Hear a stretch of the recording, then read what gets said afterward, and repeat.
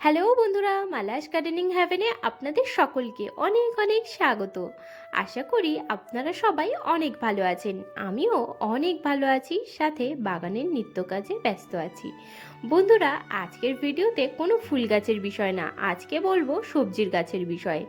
যে কোনো সবজির গাছের পাতা কুঁকড়ে যাওয়া, পাতার মধ্যে ছিটছিটে দাগ, ফাঙ্গাল ইনফেকশন খুবই কমন। আর এই সমস্যার সমাধান কিন্তু ঘরোয়া মাত্র 3টি উপকরণ দিয়ে আপনারা করতে পারেন। আর এই দেখুন, কিছুদিন আগেই দুটো ঝিঙের গাছ লাগিয়েছিলাম, আর ঝিঙে গাছগুলো বাড়ছিল খুবই সুন্দর, আর ফলও এসে গেছে, কিন্তু প্রত্যেকটা পাতার মধ্যে এরকম ছিটছিটে দাগ হয়ে গেছে, পুরো সাদা সাদা। এখনও পাতা কুঁকড়ায়নি, তবে কিছুদিন পরে পাতাও কুঁকড়ে যাবে, আর ডগার মাথাটা থেকে নতুন গ্রোথ আর বের হবে না। একই জিনিস এই লাউ গাছটাতেও হয়েছে। তো এই গাছগুলোর যদি আমরা এখন প্রপার ট্রিটমেন্ট না করি, তাহলে কিন্তু গাছের গ্রোথ একদমই থেমে যাবে। তো ঘরোয়া উপাদান দিয়ে কিভাবে আমরা পরিচর্যাটা করব, সেটা কিন্তু আজকের ভিডিওতে আপনারা দেখতে পাবেন। তো দেখুন, লাউয়ের গাছটাতেও একই সমস্যা হয়েছে, আর ঝিঙের গাছে দুটোতেও একই সমস্যা। তবে গাছগুলোতে ফল কিন্তু আসা শুরু করেছে, মানে ঝিঙে গাছে ঝিঙে ধরা কিন্তু শুরু করে দিয়েছে। তো চলুন আপনাদেরকে দেখিয়ে দিই গাছে কীরকম ঝিঙে ধরেছে। এই দেখুন, এই একটা ঝিঙে, এই গাছটাতে প্রত্যেকটা ডগাতে একটা একটা করে ঝিঙে ধরেছে। আর এটা হলো সবার প্রথমে ধরা ঝিঙেটা, এটা সাইজেও বড় হয়েছে। আর এই ফলের ক্রেটের মধ্যে সয়েল মিক্স তৈরি করে আর একটা গাছ লাগিয়েছিলাম। তো সেই গাছটাতেও দেখুন একই রকম পাতার মধ্যে ছিটছিটে চলে এসেছে, আর এইখানেও দেখুন কত বড় একটা ঝিঙে ধরেছে। তো এগুলো বড় তখনই হবে যখন আমরা পাতা থেকে এই ইনফেকশনকে দূর করতে পারবো, নয়তো কিন্তু এই ফলগুলো বড় হবে না।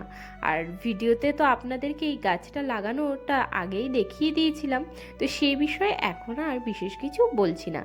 তো দেখুন, গাছটা খুবই সুন্দর গ্রোথ হচ্ছিল, আর প্রত্যেকটা ডগাতেই একটা একটা করে ঝিঙে কিন্তু রয়েছে। কিন্তু এই যে প্রধান সমস্যা হলো এই যে পাতার মধ্যে সাদা ছোপ ছোপ দাগ হয়ে গেছে। তো এই গাছগুলোকে আজকে প্রপার ট্রিটমেন্ট করব। আর এদিকে দেখুন, এবছর শীতের শুরুতে বেশ কিছু টমেটো গাছ লাগিয়েছিলাম, আর সমস্ত টমেটো গাছেই কিন্তু প্রচুর টমেটো ধরেছে। আর আজকে ছাদে এসে দেখছি প্রচুর টমেটো পেকেও গেছে। তো এখান থেকে কিছুটা টমেটো হারভেস্ট করে নেব। আর এখন গাছগুলো একেবারেই শেষের মুখে শুকিয়ে এসেছে, যে কটা ফল ধরা অবস্থাতে রয়েছে সেগুলো পেকে গেলে আস্তে আস্তে হারভেস্ট করে নেব। তারপরে এই যে গাছগুলোকে সবই তুলে দেব, দিয়ে গরমকালের কিছু সূর্যমুখী ফুলের গাছ আর কিছু জিনিয়া ফুলের গাছ এখানে লাগাবো বলে ভেবেছি। তো পরের দিনের ভিডিওতে আমি আপনাদেরকে সেটা দেখিয়ে দেব। আর দেখুন, বেশ কিছু টমেটো পেকেছে, আজকে তুলে নিচ্ছি। আর সব থেকে বড় সমস্যা এই যে গাছে টমেটো যে ধরে, সকালবেলা হয় মেয়ে আসে আর নয়তো কাঠবিড়ালি আসে, এসে পাকা টমেটোগুলোকে এইভাবে, বেশ অনেক টমেটোই এবছর ওরা এইভাবে খেয়েছে, আর কিছু কিছু এইভাবে কাঠবিড়ালি খেয়েও নষ্ট করে গেছে।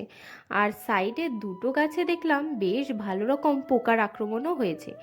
একটা সমস্যা বাগানে সবসময় হয় যে যখন আমরা অনেকগুলো গাছ একই প্রকারের লাগাই, যেমন ধরুন টমেটো গাছ ধরো অনেকগুলো একসাথে লাগানো হলো, তাহলে একটা গাছে যদি কোনো রকম পোকা বা ফাঙ্গাল ইনফেকশন হয়, সাথে সাথে কিন্তু পাশের গাছগুলোতেও ইনফেকশন হয়ে যায়।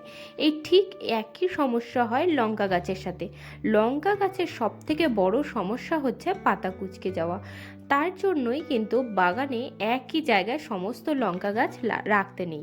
চারিদিকে যদি একটা একটা করে লঙ্কা গাছ রেখে দেওয়া যায় তাহলেই কিন্তু ভালো, নয়তো একটা গাছের পাতা যখন কুঁকড়িয়ে যাবে, তখন সাথে সাথে পাশের যে লঙ্কা গাছ থাকবে তার পাতাও কিন্তু 1-2 দিনের মধ্যেই কুঁকড়ানো শুরু হয়ে যাবে। এটা অনেকটা ফাঙ্গাল ইনফেকশন। যেমন আমাদের সকলের বাড়িতে সর্দি কাশি যদি ঘরে কারোর হয়, তাহলে কিন্তু একই সাথে ঘরের অন্যান্য সদস্যদেরও সর্দি কাশি লেগে যায়, যেমন গাছেদের ক্ষেত্রেও তেমন।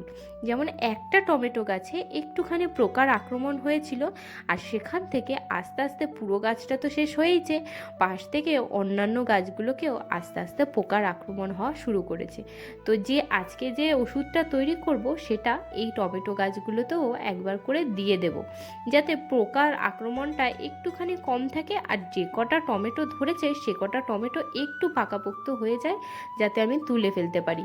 কারণ বেশ কিছু ছোট ছোট টমেটো আছে যেগুলো এখনও পোক্ত হয়নি। তো এখন যদি ওই টমেটোগুলোকে হারভেস্ট করি তাহলে কিন্তু খেতে তিতো লাগবে। টমেটো সম্পূর্ণ পাকাপোক্ত না হলে কিন্তু তোলা একদমই উচিত না। এই যে এই গাছটার কথাই আপনাদেরকে বলছিলাম, দেখুন এই যে সমস্ত টমেটোগুলোকে এখন পোকা খাওয়া শুরু করে দিয়েছে। আর ওই দিকের গাছগুলোতে সমস্যা নেই, কিন্তু এর একদম ধারে পাশের যে গাছটা রয়েছে সেই গাছেও দেখছি আস্তে আস্তে আক্রমণ হওয়া শুরু করেছে। আর এই গাছকে আমি ছাদের অন্য জায়গাতে নিয়ে গিয়ে রাখতেও চাইছি না, তার কারণ টমেটোর গাছে যে পোকাগুলো আছে সেগুলো যদি অন্য গাছেও লেগে যায় তো সেই ভয়তেই অন্য জায়গাতে নিয়ে যেতে চাইছি না। তবে গাছে আজকে বেশ খানিকটা টমেটো হয়েছে, তো সমস্তগুলো হারভেস্ট করে আপনাদেরকে একবার দেখিয়ে দিচ্ছি। দেখুন অনেক প্রচুর পরিমাণে টমেটো হয়েছে, এখনও কাঁচা টমেটো কিন্তু বেশ খানিকটা রয়েছে। তো এই যে গাছগুলো দেখতে পাচ্ছেন, এই গাছগুলোকে ডাল দিয়ে সাপোর্ট দিয়েছিলাম ঠিকই, কিন্তু তবুও গাছগুলো একদমই নুয়ে পড়েছে। এই দেখুন এতগুলো টমেটো আজকে হারভেস্ট করলাম। এর আগেও ঠিক এতখানি করে 6-7 বার হারভেস্ট করা হয়ে গেছে টমেটো গাছগুলো দিয়ে। আর এখন কিন্তু গরম প্রচণ্ড পড়ে যাচ্ছে, তো গাছগুলো একদমই শুকনো অবস্থা। আর এই সাইডে আরও কিছু নতুন গাছ যেগুলো পরে লাগিয়েছিলাম সেগুলো তো নতুন ফল ধরা শুরু করেছে। আর এই গাছগুলো প্রায় শেষ হওয়ার মুখে, এগুলোকে তুলে দিয়ে আবার গরমের ফুল এখানে লাগিয়ে দেবো, কি অন্যান্য সবজি কি ভেন্ডি লাগিয়ে দিতে পারি এই একই মাটিতে। আসলে নিচে প্রচুর পরিমাণে সবজির খোসা ছিল, অলরেডি সেই সবজির খোসাগুলো সারে রূপান্তরিত হয়েছে। এখন ওই মাটির সাথে হালকা একটু গোবর সার মিশিয়ে আমরা কিন্তু অন্য সবজির গাছও লাগিয়ে ফেলতে পারি। তো এখানে দেখলেন একটা লাউ গাছ বেশ ভালো লতিয়ে উঠেছে, আর এই জমিটার মধ্যে রয়েছে কুমড়ো শাক, কিছুটা ছোট ছোট টমেটোর গাছও রয়েছে। পিছনের দিকে দেখুন শিম গাছ হয়েছে। তো শিম গাছ বড় হয়ে শিম হবে কিনা জানি না, তবে গাছ হচ্ছে যখন তুলে ফেলে দিই কী করে বলুন। গাছের কিন্তু আমার ভীষণ মায়া, তো ওগুলোকে তুলে ফেলবো না, দেখি বড় হলে কি হয়। আর এখানে জমিটার মধ্যে বেশ খানিকটা সর্ষে শাক হয়েছে, আর কিছুটা লাল নোটে শাক হয়েছে। আর যেহেতু মাটির মধ্যে খড় মিশিয়ে রেখেছিলাম, তো বেশ খানিকটা কিছুটা খড়ের মধ্য থেকে ঘাস বেরিয়েছে। তো ওই ঘাসগুলো কাল পরশু পরিষ্কার করে দেবো এসে। আর এদিকে দেখুন কিছুটা উচ্ছে গাছের আর করলা গাছের চারা হয়েছে, সেগুলো বসিয়েছি। আর একটা দুটো লাউ গাছ আর ছোট ছোট দুটো কুমড়ো গাছও হয়েছে। তো চলুন এখন কথা না বাড়িয়ে কীটনাশকটা তৈরি করে ফেলি। তো এই জন্য দেখুন বালতির মধ্যে নিয়ে নিয়েছি 2 লিটার পরিমাণে পরিষ্কার জল। তো পরিষ্কার জলই ব্যবহার করবেন। এই পরিষ্কার জল 2 লিটারের মধ্যে আমরা ব্যবহার করব হলুদ গুঁড়ো। হলুদ গুঁড়ো কিন্তু একদম অর্গ্যানিকভাবে যারা বাগান তৈরি করতে চাচ্ছেন তাদের জন্য খুবই উপকারী একটা উপাদান। তো এটাকে আমরা 1 চামচ পরিমাণে ব্যবহার করব এই জলের মধ্যে।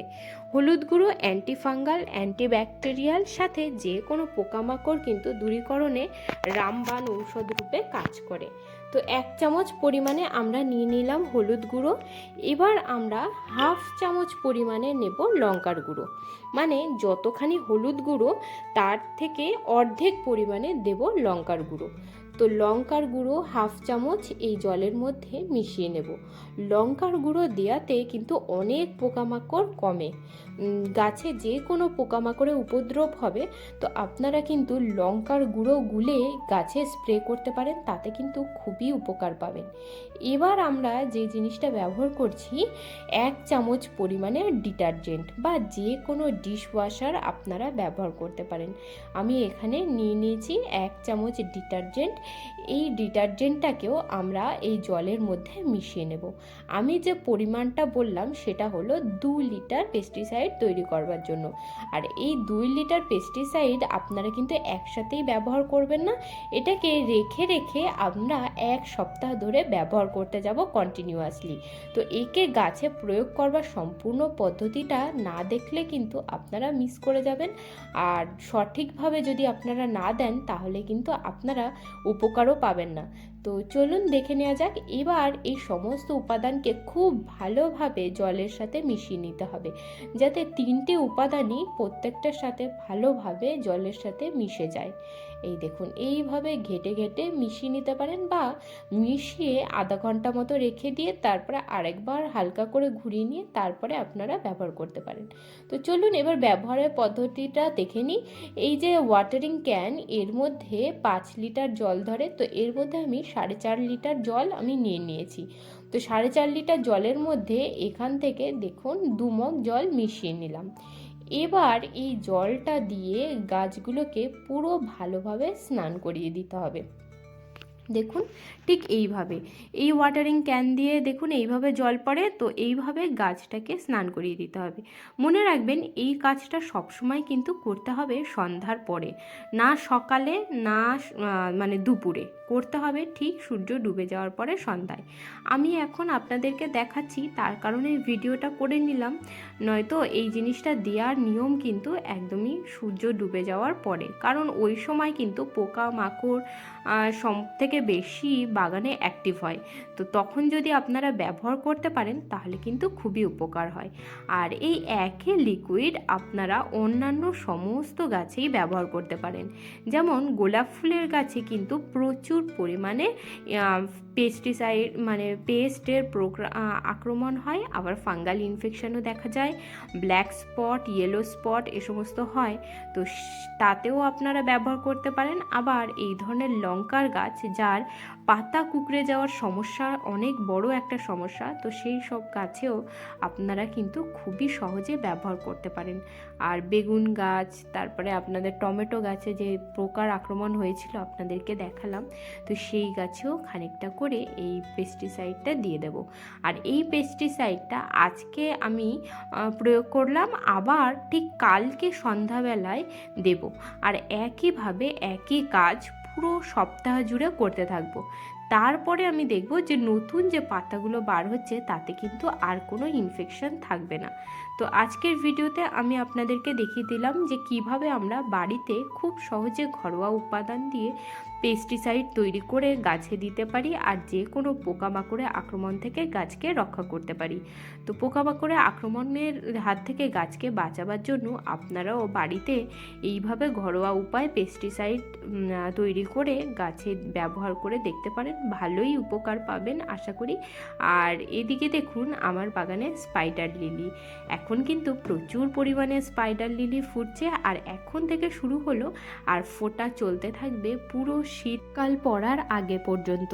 আর শীতের সময় 2-3 মাস এই গাছে ফুল ফোটে না, আর তারপরে সারা বছর কিন্তু ভরে ফুল দেয়। তো এই দেখুন গাছটা খুব সুন্দর হয়েছে। আর ডালিয়া ফুলের গাছ, ডালিয়া ফুল তো শীতকালে বেশ কয়েকটা, এই গাছটায় 5টা ফুল ফুটেছিল, তারপরে আবার দেখুন নতুন করে কুড়ি এসে ফুল ফোটা শুরু করে দিয়েছে। বন্ধুরা আজকের ভিডিওটা আমি এখানেই শেষ করছি, আপনাদের সাথে দেখা হচ্ছে আবার পরের ভিডিওতে। ভিডিওটি ভালো লাগলে চ্যানেলটিকে সাবস্ক্রাইব করে আমার পাশে থাকবেন। টাটা বন্ধুরা।